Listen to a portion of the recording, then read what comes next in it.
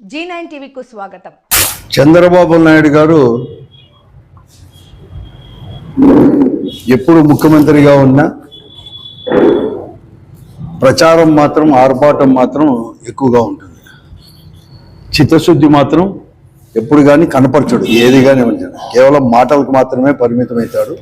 మరీ ముఖ్యంగా అబద్ధాలు వల్లవేసే దాంట్లో అతన్ని మించిన నాయకుడు ఎవరు లేరు. అతనే సాటి. ఎవరు కానీ ఇక్కడ భారతదేశంలోనే ఎవరు కానీ లేరు. ఎప్పుడు ముఖ్యమంత్రి ఉన్నా కూడా రాయలసీమకు తీవ్రమైన అన్యాయం అనేది కూడా జరుగుతుంది. పేరుకు మాత్రం రాయలసీమ వాసిని నేను చెప్పుకోవడం, ఇక్కడ ఓట్లను కూడా కొల్లగొట్టుకునేది, కానీ చేసేది మాత్రం ఈ రాయలసీమకు మాత్రం శూన్యం. ఇప్పుడు మరీ ముఖ్యంగా ప్రతి దాంట్లో కూడా అభివృద్ధి విషయంలో కావచ్చు, లేకపోతే మరీ ముఖ్యంగా ఈ సాగునీరు కానీ తాగునీరు దాంట్లో మాత్రం మాటలకు మాత్రమే పరిమితమవుతున్నాడు. పెద్ద ఎత్తున నష్టపోతుంది. ఆ రోజు ఎన్టీ రామారావు గారు హంద్రీ నీవా అనేది కూడా తీసుకొని వచ్చేసి ఈ 4 జిల్లాలకు కూడా కావాలని చెప్పేసి హంద్రీ నీవా పథకం అని చెప్పేసి, అంతే హంద్రీ నీవా సుజల స్రవంతి అని చెప్పేసి అబద్ధ నామకరణం చేసి ఒక ప్రాజెక్ట్ రిపోర్ట్ కూడా తయారు చేసి పునాది రాయి వేసిన పునాది రాయికి మాత్రమే 5 సంవత్సరాలు కూడా పరిమితమైంది. ఆ తర్వాత వచ్చిన మరి చెన్నారెడ్డి గారు కావచ్చు, లేకపోతే ఇతర నాయకులు కావచ్చు, వారు కూడా రాయలసీమ జలాలు కృష్ణా జలాలు కూడా మళ్ళిస్తాం రాయలసీమకు అని చెప్పినారు, కానీ ఎక్కడ కానీ కాలేకపోయింది. తర్వాత 96లో చంద్రబాబు నాయుడు గారు మొట్టమొదటిగా ముఖ్యమంత్రి అయిన తర్వాత హంద్రీ నీవాను కూడా పెద్ద ఎత్తున కూడా ఇదే ఉరవకొండలో అక్కడ కూడా ఈ 40 టీఎంసీల సామర్థ్యంతో హంద్రీ నీవాను తీసుకొని వస్తాము. ఇది దాదాపుగా 4 జిల్లాల్లో కూడా ఇదంతా కూడా తీసుకొని వచ్చి సాగునీరు తాగునీరు కూడా ఇచ్చేసి భూగర్భ జలాలు కూడా పెంపొందించి రాయలసీమకు మేలు చేస్తామని చెప్పి ఎంతో ఆర్భాటం చేసి 99 ఎన్నికల వరకు కూడా ఒక్క అడుగు కూడా ముందుకు వేయలేని పరిస్థితి కూడా అందరికీ కూడా తెలిసిందే. మరొక మారు 99లో ఎన్నికల ముందు మేము 40 టీఎంసీలతో చేయం, మళ్ళా 5 టీఎంసీలకు మాత్రమే కుదించేది, అంటే ఇతను ఎప్పుడు కానీ కుదించేది అలవాటు అనమాట. అంటే కేవలం తాగునీటి పథకంగా మాత్రమే తీసుకొని వచ్చి 5 టీఎంసీలు తీసుకొని వచ్చేసి ఈ రాయలసీమ అంతా కూడా తాగునీటి సమస్య లేకుండా చేస్తాం, తర్వాత ఆలోచిస్తామని చెప్పి 99 ఎన్నికల ముందు మరొక మారు కూడా ఇదే కూడా ఆత్మకూరులో అప్పుడు వచ్చి సింగనమల్ల నియోజకవర్గంలో ఉండే ఆత్మకూరు ఫౌండేషన్ వేసినప్పుడు, ఇప్పుడు రాప్తాడు నియోజకవర్గంలో ఉన్న ఆత్మకూరు దగ్గర 99 కంటే ముందు ఎన్నికల ముందు 4 నెలలు 5 నెలల ముందు కూడా 5 టీఎంసీలు కుదించి పథకం వేసి 99లో మళ్ళీ అతనే వారి పార్టీనే అధికారంలోకి వచ్చి ఆయనే ముఖ్యమంత్రి అయినా 2004 వరకు కూడా ఆ 5 టీఎంసీల హంద్రీ నీవా పథకాన్ని కూడా ఒక అడుగు కూడా ముందుకు వేయలేని పరిస్థితి కూడా కడకు ఆ రోజు ఇంజనీర్ల అధికారులే చెప్తా ఉండే. ఫౌండేషన్కి వేసిన రాయి ఖర్చులు కూడా మాకు అనేది కూడా చెల్లించుకోకుండా ఉన్నాడు ప్రభుత్వం అని చెప్పేసి కూడా చెప్తా ఉంది. ఆ తర్వాత రాజశేఖర రెడ్డి గారు, డాక్టర్ వైఎస్ రాజశేఖర రెడ్డి గారు 2004లో ఈ రాష్ట్రానికి ముఖ్యమంత్రి అయిన తర్వాత మరొక మారు 2005లో ఎక్కడైతే చంద్రబాబు నాయుడు గారు 96లో ఫౌండేషన్ వేశాడో ఉరవకొండ పోలీస్ స్టేషన్ పక్కనే 40 టీఎంసీలకు మళ్ళా కూడా తిరిగి జీవో ఇచ్చి 5 టీఎంసీలని తీసుకొని వచ్చేసి పనులు ప్రారంభించడం కూడా జరిగింది. మాల్యాల దగ్గర నుంచి కూడా చేసేదానికి కూడా, కానీ అక్కడ వచ్చేసి చేయడము తర్వాత వెంటనే కూడా దాన్ని తీసుకొని రావడము. అంతేకాకుండా చాలా ముందు చూపుతో డాక్టర్ వైఎస్ రాజశేఖర రెడ్డి గారు, ఎందుకంటే మాల్యాల దగ్గర కేవలం 848 అడుగుల వరకు మాత్రమే లిఫ్ట్ చేయొచ్చు అని చెప్పేసి 848 అడుగుల నుంచి 800 అడుగుల వరకు కూడా ఈ హంద్రీ నీవాకు నీటిని అందించాలని చెప్పి ఒక సదుద్దేశంతో ఎంతో ముందు చూపుగా ముచ్చుమరి దగ్గర నుంచి కూడా మళ్ళా కూడా లిఫ్ట్ చేసేదానికి కూడా జీవో కూడా ఇవ్వడం జరిగింది. రాజశేఖర రెడ్డి గారు ఏదైతే 2005లో ప్రారంభించాడో ఆయన్నే స్ఫూర్తిగా తీసుకొని, ఆ రోజు మేము కూడా పార్లమెంట్ సభ్యులుగా ఉన్నాను, రఘువీరెడ్డి గారు కానీ దివాకర్ రెడ్డి గారు కానీ వాళ్ళంతా కూడా మంత్రులుగా ఉన్నారు, శైలనాథ్ గారు మంత్రిగా ఉన్నారు, ఈ జిల్లాలో ప్రజాప్రతినిధులు అందరూ కూడా కలిపేసి కూడా ఆయన యొక్క స్ఫూర్తితో మళ్ళా కూడా ఆయన ఏదైతే అనుకున్నాడో దాన్ని కూడా తెచ్చి పెట్టాలని చెప్పేసి కూడా మేము పాదయాత్ర 2012 నుంచి ఈ రాయలసీమ జిల్లాలకు, ముఖ్యంగా అనంతపురం జిల్లాకు కూడా నీళ్ళు వస్తున్న విషయం అందరికి కూడా తెలిసిన విషయమే. తర్వాత 2012 నుంచి 2014లో తెలుగుదేశం పార్టీ ప్రభుత్వం రావడం, దాన్ని కూడా ఏదో కూడా మేము చేస్తామని చెప్పి రాష్ట్రం విడిపోవడం, ఇవన్నీ కూడా జరిగిన విషయం కూడా అందరికీ తెలుసు. కానీ అక్కడ కూడా ఎదుగుబదు లేకుండా ఎక్కడైతే రాజశేఖర రెడ్డి గారు 2000 అంటే ముచ్చుమరులో లిఫ్ట్ ఇచ్చినాడో, ఆ ముచ్చుమరులో కూడా 12 పంపులు అనేది ఒకటే పారి కాకుండా 2015, 16 లేకపోతే 17 సంవత్సరము అక్కడ 3 పంపులు మాత్రమే చేసి, అంటే మాల్యాల 848 వరకు కొట్టిన తర్వాత నీళ్లు పంపింగ్ చేసిన తర్వాత మళ్ళీ తర్వాత 800 అడుగుల వరకు కూడా ముచ్చుమడి 3 పంపులు చేసుకొని వస్తే అప్పటి నుంచి మళ్ళీ ఇప్పుడు 12 పంపులు చేసే సామర్థ్యం కూడా వచ్చేసింది, అంతా వచ్చేసింది.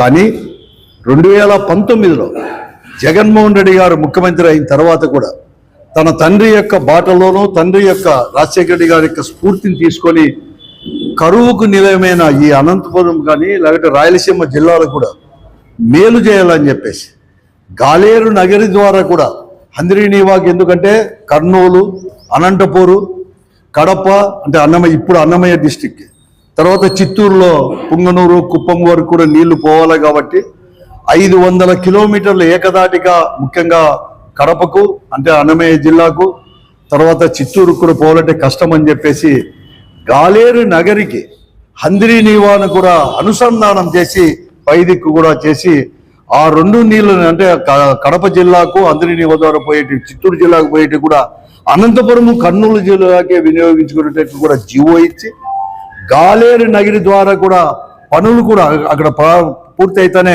పనులు కూడా తీసుకొని పోయేదానికి, కడప చిత్తూరు తీసుకొని పోయేదానికి కూడా పనులు కూడా పెట్టి కొన్ని కోట్ల రూపాయలు కూడా ఖర్చు పెట్టడం కూడా జరిగింది. కానీ తిరిగి 2024లో అంతేకాకుండా ఆ రోజు కంటి వెలుక్కి అనంతపురం జిల్లాకు పర్యటనగా వచ్చినప్పుడు నేను ఒక అనంతపురం శాసనసభ్యుడిగా కూడా ప్రిసైడ్ చేస్తూ జగన్మోహన్ రెడ్డి గారికి, ముఖ్యమంత్రి గారికి రాయలసీమ జిల్లాలు మరి ముఖ్యంగా అనంతపురం జిల్లాల యొక్క పరిస్థితి, తాగునీరు, సాగునీరు, కరువు, ఇవన్నీ కూడా పరిస్థితి రాజశేఖర రెడ్డి గారు ముఖ్యమంత్రిగా అనుకున్నప్పుడు 3850తో ప్రారంభించిన హంద్రీనీవాని 11-12 క్యూసెక్కుల వరకు కూడా పెంచి సస్యశ్యామలం చేసి, ఏదైతే వరద అనేది కూడా శ్రీశైలానికి ఉండేది కేవలం 40 రోజులే కాబట్టి 40 రోజుల్లోనే 40 టీఎంసీలు కూడా ఎత్తిపోసి రాయలసీమ జిల్లాలకు అందించి, ఇంకా కూడా నీరు గన లభ్యత అనేది కూడా ఉంటే శ్రీశైలంలో అదనంగా కూడా తీసుకొని రావాలి. కరువు అనేది కూడా ఉన్నప్పుడు కూడా 40 రోజుల్లోనే 40 టీఎంసీలు ఎత్తిపోసేదానికి కూడా కావాలని చెప్పేసి కూడా రాజశేఖర రెడ్డి గారు ఆ రోజు ముచ్చుమరి దగ్గర కూడా వచ్చిన దాన్ని కూడా మతికి చేస్తే, ఆ రోజు బహిరంగంగా కొన్ని లక్షల మంది ఉన్నారు ఆ రోజు కంటి వెలుగు ఇదే గవర్నమెంట్ మీటింగ్ పెట్టినప్పుడు 2019 లేకపోతే 2020లో చెప్తే తప్పకుండా కూడా నేను చేస్తాను, దీని సామర్థ్యాన్ని పెంచుతాను అని చెప్పి మాట ఇచ్చి, ఆ మాట ప్రకారమే 2021లో మేము అడిగినట్లుగా 10,000 చెక్కులు కాకపోయినా 6,300 రూపాయలకు చేసేసి 6,480 కోట్ల రూపాయలకు కూడా ఎస్టిమేట్ కాస్ట్ కూడా శాంక్షన్ చేసి పనులు గురించి టెండర్లు కూడా పిలవడం జరిగింది 2021, 22లో. ఎందుకంటే అంతే కరోనా ఇవన్నీ కూడా రావడం వల్ల 2022 పనులు ప్రారంభం మాత్రం కాలేకపోయిన మాత్రం వాస్తవం. అంతేకాకుండా మరీ ముఖ్యంగా జగన్మోహన్ రెడ్డి గారు కూడా ఆలోచన చేసి ఇంకా కూడా హంద్రీనీవాని కూడా చిత్తూరు వరకు లేకుండా 500 కిలోమీటర్లు తగ్గించాలని చెప్పేసి రాయలసీమ పథకం అని చెప్పేసి, రాయలసీమ ఎత్తిపోతల పథకం అని చెప్పేసి, అది కూడా 800 అడుగుల నుంచి పోతిరెడ్డి హెడ్ రెగ్యులేటర్ దగ్గర నుంచి గాలేరు నగరికి, ఎందుకంటే 872-80 ఉన్నప్పుడు మాత్రమే నీళ్లు తీసుకొని పోయి అవుతుంది అని చెప్పేసి కింది వరకు నుంచి కూడా లిఫ్ట్లు అనేది కూడా పెడితే 800 అడుగుల వరకు కూడా తీసుకొని పోవచ్చు. ముఖ్యంగా రాష్ట్రం విడిపోయిన తర్వాత తెలంగాణ రాష్ట్రము కూడా శ్రీశైలంలో నీటిని ఎలా అంటే అలా తోడుతా ఉంది ఇష్టానుసారంగా అని చెప్పేసి వద్ద కూడా సరైన టైంలో తీసుకొని రావాలని చెప్పి తీసుకొని వస్తే ఖర్చు పెడితే చంద్రబాబు నాయుడు గారు 2024లో ముఖ్యమంత్రి అయిన తర్వాత ఎలా అయితే రాయలసీమ ఎందుకో అతనంటే కూడా రాయలసీమ అంటే కూడా ఒక కసి, అందుకోసమే వెంటనే రాయలసీమ ఒక చీకటి ఒప్పందం అతనికి ఆంతరంగికుడైన రేవంత్ రెడ్డి గారు, ప్రస్తుతం ఉన్న ముఖ్యమంత్రి తెలంగాణకు ముఖ్యమంత్రి అయిన రేవంత్ రెడ్డి గారితో ఒక రహస్యమైన చీకటి ఒప్పందం చేసుకొని రాయలసీమ ప్రాజెక్టులకు కానీ రాయలసీమ ప్రజలకు అభివృద్ధికి అనేది కూడా గండి కొడుతూ ద్రోహం చేస్తూ దాన్ని అనేది కూడా రాయలసీమ లిఫ్ట్ను కూడా యథాతథం కూడా క్యాన్సిల్ చేసింది కూడా వెలుగులోకి వచ్చింది. దీన్ని మేము ఏదో పొలిటికల్గా దీన్ని కూడా మేమంతా కూడా ఆపాదించడం లేదు. స్వయంగా ప్రస్తుత తెలంగాణ ముఖ్యమంత్రి రేవంత్ రెడ్డి గారే బహిరంగంగా తెలంగాణ అసెంబ్లీలోనే 2 నెలల కిందట కూడా చెప్పడం కూడా జరిగింది. 45-50 రోజుల కిందట కూడా దీన్ని కూడా. అప్పుడు వెంటనే రాయలసీమలో ప్రజల యొక్క వ్యతిరేకతను కూడా చూసి, మరీ ముఖ్యంగా రాజకీయ పార్టీల యొక్క వ్యతిరేకత, రాయలసీమ ఎత్తిపోతల పథకాన్ని కూడా మళ్ళా కూడా ప్రారంభించాలా, ద్రోహం అనేది కూడా చేశామని చెప్పి చంద్రబాబు నాయుడు పైన అందరూ కూడా మాట్లాడితే దాని యొక్క నిందల్లో అవన్నీ కూడా తప్పించుకోవడానికి, తన సహజ శైలిలో ప్రజలను డైవర్ట్ చేయడానికి, లేకపోతే అవన్నీ కూడా తిప్పికొట్టడానికి ఈరోజు ఇక్కడ అన్యాయం అనేది అందరినీ వాకు జరుగుతూ ఉన్నా కూడా దాన్ని కూడా మూసిపెట్టి ఈరోజు, ఎందుకంటే మసిపూసి మారేడికాయ చేసే దాంట్లో చంద్రబాబు నాయుడుకి మించిన వారు ఎవరు లేరు.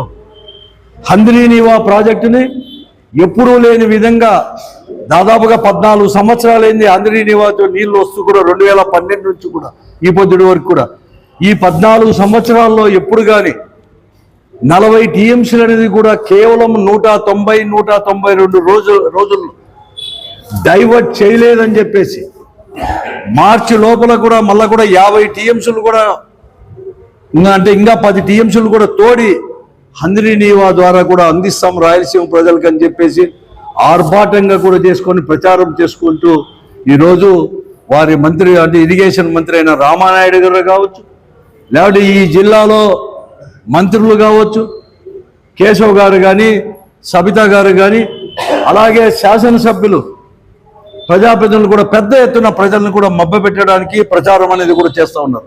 నేను అడుగుతా ఉన్నాను చంద్రబాబు నాయుడు గారిని కానీ, ఈ కూటమి ప్రభుత్వాన్ని కానీ, వీళ్ళు అధికార పార్టీ ప్రజాప్రతినిధులను అందరినీ కూడా అడుగుతా ఉన్నాను, మీకు నిజంగా కూడా చిత్తశుద్ధి ఉందా? మీ అబద్ధాలకు, మీ ద్రోహానికి అనేది కూడా హద్దు అనేది కూడా లేదా? మీ నోటికొచ్చిందని కూడా మీరు చెప్తే ప్రజలు నమ్మడానికి ఏమైనా సిద్ధంగా ఉన్నారనుకుంటున్నారా మీరు అని చెప్పి నేను అడుగుతున్నాను ఈ మోసగాళ్ళందరినీ కూడా. కనీసం అనంతపురం జిల్లా మిమ్మల్ని గెలిపించిందని చెప్పి ఈ జిల్లాలో ఉన్న ప్రజాప్రతినిధులైనా కూడా వాస్తవాలను కూడా ప్రజలకు చెప్పి, ముఖ్యమంత్రికి కూడా మళ్ళా కూడా వస్తారో రారో మీకే తెలియదు, ఈ పార్టీ అనేది కూడా మళ్ళీ అధికారం ఉంటుంది ఉన్నప్పుడు చరిత్ర అనేది కూడా ఇప్పటికే మీరు చరిత్రహీనులుగా ఉన్నారు. ప్రచారం మాత్రం చేసుకుంటున్నారు హంద్రీనీవా చేసినామని చెప్పేసి. కానీ మీరు కాదు చేసింది, డాక్టర్ వైఎస్ రాజశేఖర రెడ్డి గారు ఉందా, అప్పటికే నీళ్లు తీసుకొని వచ్చేసాం మేము 2012కే. మీ ద్రోహం వల్ల నిజంగా కూడా మీరే కదా ఆ రోజు ఎన్టీ రామారావు గారు ఫౌండేషన్ వేసినప్పుడు 83-84లో పూర్తి చేసిండు ఉన్నా, లేకుంటే చంద్రబాబు నాయుడు గారు 96లో ఫౌండేషన్ చేసి 2004 కంటే ముందు పూర్తి చేసింటే బ్రిజేష్ కమిటీలోనే మనకు నికర జలాలు అనేది కూడా 40 టీఎంసీలు కూడా మనకు వచ్చే అవకాశం కూడా ఉండేది. మీరు ఆలస్యం చేశారు కాబట్టే ఈరోజు నికర జలాలు కూడా రాకుండా కేవలం హంద్రీనీవా మిగులు జలాలు అంటే వరద జలాలపైనే ఆధారపడింది. అది మీరు చేసిన ద్రోహం వల్ల. ఓట్లేసి రాయలసీమలో ఇంతమంది మిమ్మల్ని గెలిపించిన ప్రజలక మీరు మోసం చేసేది. ఎన్ని రోజులు మోసం చేస్తారు? నేను కేశవ్ గారిని కూడా నేను అడుగుతా ఉన్నాను, నువ్వు ఆ రోజు మొట్టమొదటిగా శాసనసభ్యుడిగా 94లో గెలిచినప్పుడు పెద్ద ఆర్భాటంగా లక్షల మంది ముందర 96లో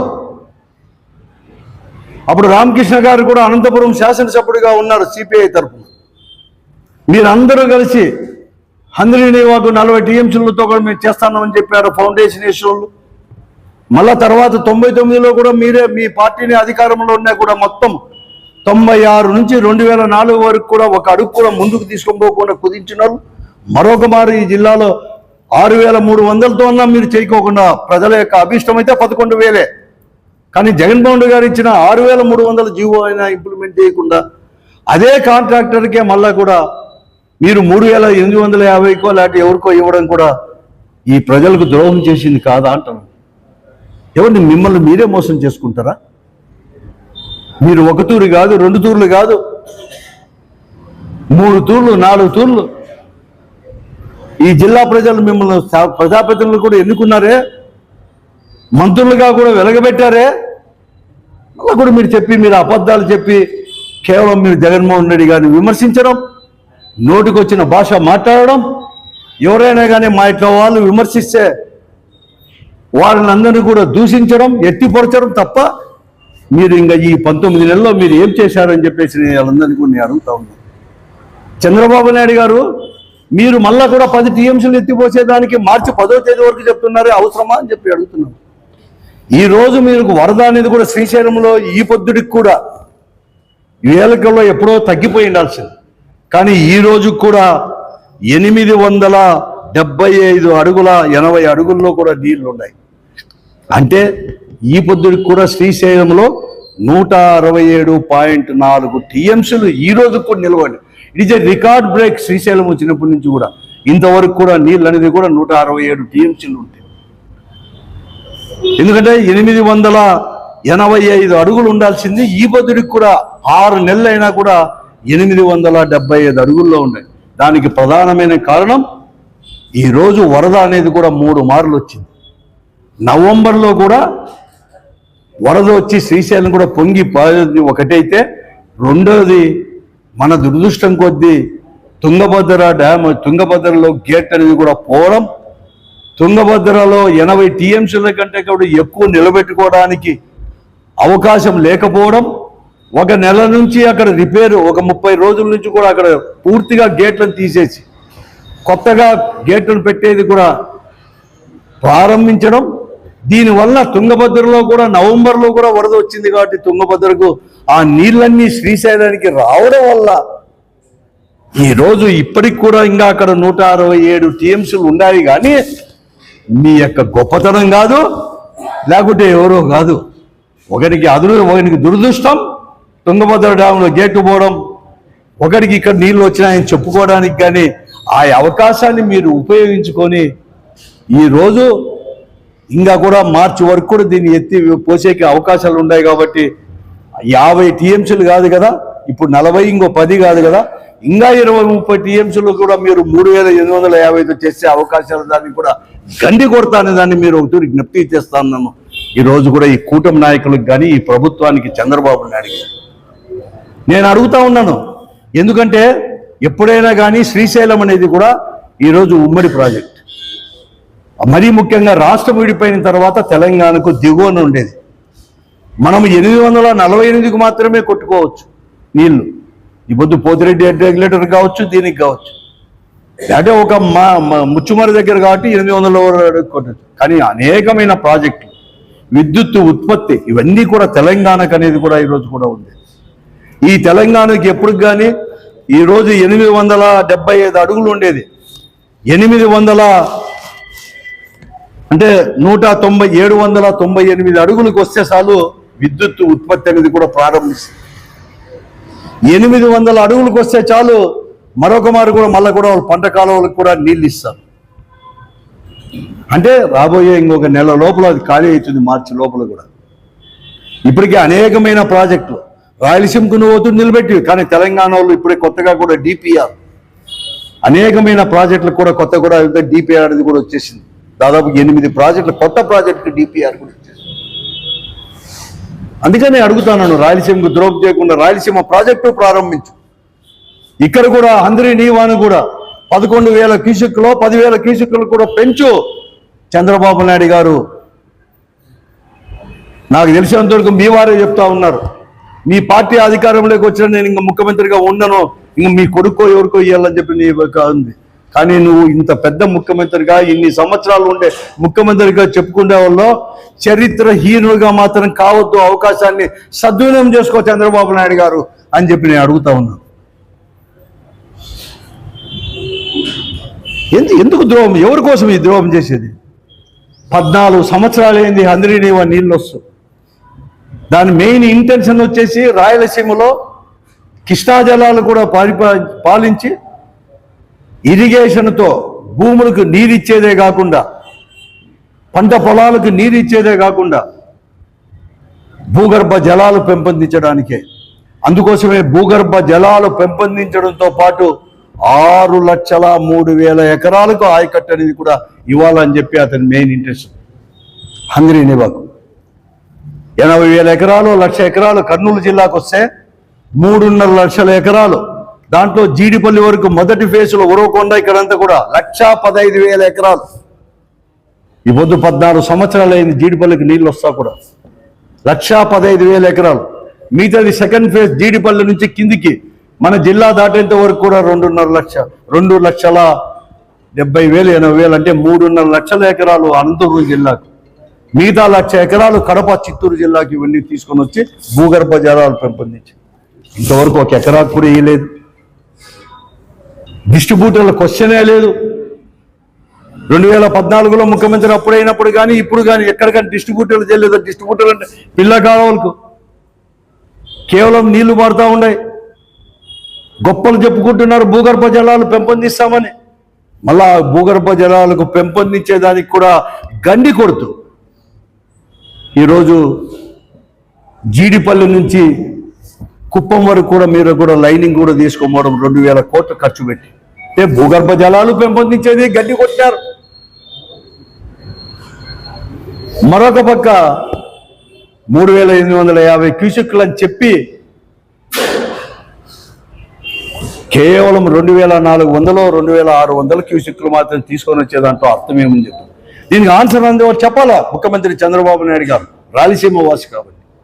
అలాగే ఈ జిల్లాలో ప్రజాప్రతినిధులు, రాయలసీమలో ప్రజాప్రతినిధులు, మరీ ముఖ్యంగా ఇంజనీరింగ్ అధికారులు కూడా చెప్పాలి, ఎందుకు మీరు డ్రా చేయలేకపోయారు 3,850? ఎక్కడ ఉంది? పేరుకు మాత్రం వెడల్పు చేశారా? 116 కిలోమీటర్లు జీడిపల్లి వరకు మాల్యాల దగ్గర నుంచి. ఈ 3,000 కోట్లు ఎవరు జోడు లేకపోయాయి? లేకపోతే ఈ జిల్లా ప్రజాప్రతినిధులైనా, లేకపోతే ఇక్కడ ఉండే ముఖ్యమంత్రి గారు, లేకపోతే అధికారులు అందరూ కలుసుకొని పంచుకొని తిన్నారా? ఎవరిది 3,000 కోట్లు? కేవలం 30 రోజుల్లోనే 90 రోజుల్లోనే మేము చేసినామని చెప్పి సంకలు గుర్తుకునే వాళ్ళు 100 రోజుల్లో ఇన్ని వేల కోట్ల రూపాయలు దుర్వినియోగం కాదా? ఓ దిక్కేమో రాయలసీమ ప్రాజెక్టుకు సమాధి అనేది కూడా మీరు చేసి ప్రాజెక్టుకే ఎత్తిపోతల పథకానికి, ఇంకొక వైపు ఇక్కడ భూగర్భ జలాలు పెంపొందించుకోకుండా సీల్ చేసి ఇంకొక దిక్కు ఇవన్నీ కూడా చేసి దుర్వినియోగం చేశారే. దానికి ఆన్సర్ చెప్పండి, అంతేగాని మమ్మల్ని ఏదో విమర్శించొద్దండి. ఎక్స్ప్లెయిన్ చేయండి ప్రజలకు ముఖ్యమంత్రి చంద్రబాబు నాయుడు గారు. ఎందుకంటే నువ్వు జూలై 17వ తేదీ మాల్యాల దగ్గర కూడా 3,850 క్యూసెక్లు కూడా మేము పెంచినామని చెప్పేసి ఎత్తిపోతలు ప్రారంభించినావే. మరొక మారు కూడా 2012 ఫిబ్రవరిలోనే ప్రారంభించిందాన్ని మరీ ప్రారంభించినావు. అప్పుడు 2,100కే వస్తాండాయి, 3,850 చేశాం, కానీ రాలేదు. నేను సాక్ష్యాలతో నేను చెప్పాను. ఇప్పుడు నిజంగా వచ్చింటే 63 టీఎంసీల పైన అయిపోయింది. అలా ఇంకా 40 టీఎంసీల్లోనంటే 23 టీఎంసీలు మైనస్. ఈ రోజుకు నిన్న కూడా హంద్రీనీవాలో కేవలం 2,443 క్యూసెక్లకు మాత్రమే, అంటే 8 పంపులు కూడా కాదు, 7 పంపులు 8 పంపులు మాత్రమే, 12 పంపులు ఆడుతూ ఉంది నిన్నటి రోజు కూడా. అంటే షార్ట్ ఫాల్ వచ్చేసి 3,850కి దాదాపుగా 1,448 క్యూసెక్లు ఉంది. ఇది మోసం కాదా అని చెప్పి ఎవరిని మబ్బ పెట్టడానికి? మీకు ఓట్లేసిన ప్రజలనా? ఎవరిని? చంద్రబాబు నాయుడు గారు మీరు ముఖ్యమంత్రి చేసిన ప్రజలకా? మామ కంటే పెడితే వెన్నుపోటు కొడితే కడకు వెన్నుపోటు అనేది కూడా ప్రజలకు కూడానా? రాయలసీమ ప్రజలకా? కరువుతో వలసలు పోయే జిల్లాలు, ఆత్మహత్యలు, రైతులు ఆత్మహత్యలు చేసుకునే జిల్లాలు, దీనిగా మీరు ద్రోహం చేసేది చంద్రబాబు నాయుడు గారు? జగన్ తిట్టడానికే 19 నెలలు అయిపోయింది. మీకు రాయలసీమలో మాత్రం కనపడదు. విశాఖపట్నంలో భూములు అమ్ముకోవడం, ఇండస్ట్రీస్ల పేరట 99 పైసలకో, లేకపోతే రూపాయికో, లేకపోతే 10 రూపాయలకో ఇవ్వడం, అక్కడ కేవలం రాయలసీమను పనంగా పెట్టి పేరుకు మాత్రం ప్రచారం చేసుకుంటూ కేవలం క్యాపిటల్కి మాత్రమే కోట్ల రూపాయలు కూడా అప్పులు చేసి ఈరోజు కూడా 1,00,000 కోట్ల రూపాయలు కూడా అప్పు చేసి క్యాపిటల్కి అనేది కూడా పెడితే మేమేం రాయలసీమ వాసులు ఊరికే ఉండాలా? మేము ప్రజలు ఊరికే ఉండాలా? మేము మనుషులం కాదా?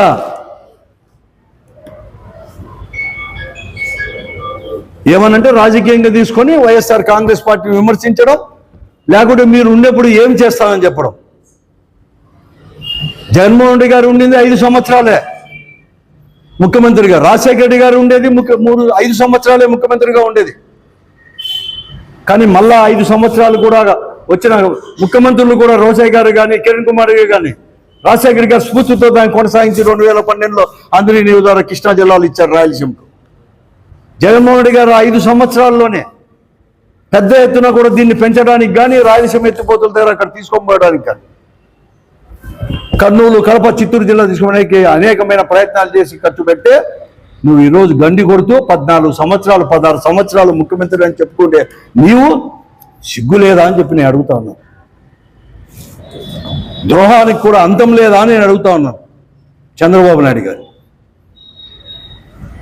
19 నెలలైనా ఉండేది కూడా మీరు 3 సంవత్సరాల కంటే ఇంకెక్కువ ఉండలేరు. మీకు ఒకవేళ మళ్ళీ ప్రజలు అధికారం ఇస్తే మళ్ళీ తర్వాత వస్తారు.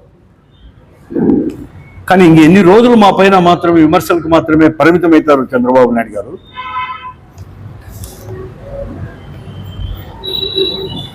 అందుకోసమే రాయలసీమ రైతులు కానీ ప్రజల యొక్క హక్కులకు సమాధి కట్టద్దు, జాగ్రత్త అని చెప్పి నేను కూడా హెచ్చరిస్తాను. ఇంతవరకు ఎప్పుడు చెప్పలేదు. రేవంత్ రెడ్డి పైన వ్యాఖ్యలకు సూటిగా జవాబు చెప్పక ప్రజలు కూడా డైవర్ట్ చేయడానికి, అతనికి అలవాటు కాబట్టి డైవర్ట్ చేయడానికి ఈరోజు హంద్రీ నీవా అనేది 190 రోజుల్లోనే 40 టీఎంసీలు ఎత్తిపోసాము, అది మాది క్రెడిట్ అని చెప్పి ఇదంతా క్రెడిట్ చోరీలు తప్ప ఇంకేమేమి తీసుకోబోవడానికే. ఇదే కాదు, ల్యాండ్ టైటిలింగ్లో కూడా అంతే. ఆ విషయమే జగన్మోహన్ రెడ్డి గారు మనం ప్రశ్నించింది. దుష్ప్రచారం చేశారు. ల్యాండ్ టైటిలింగ్ వల్ల మీ ఆస్తులు బిక్కుంటాడు, మీ భూములు బిక్కుంటారు అని చెప్పేసి అనేక దుష్ప్రచారాలు చేసి ఇప్పుడు అదే ల్యాండ్ టైటిలే అదే నిర్వహిస్తూ ఉన్నాడు. కేవలం ఆ పాస్బుక్లు మార్చో లేకపోతే కొన్ని ఏదో కాలమ్స్ మార్చి చేస్తున్నాడు. అది కూడా కన్ఫ్యూజ్గా ఉందని చెప్పేసి అనేక మంది కూడా ఈరోజు కూడా కంప్లైంట్ చేస్తూ ఉన్నారు. ఇతనికి అంతా కేవలం క్రెడిట్ చోరీ చేయడం, అబద్ధాలు చెప్పడం, మబ్బ పెట్టడం, మసిబూసి మారేడి కాయ చేయడం, ఇంతకంటే ఇంకేమి వేరేది ఇంకేం లేదు.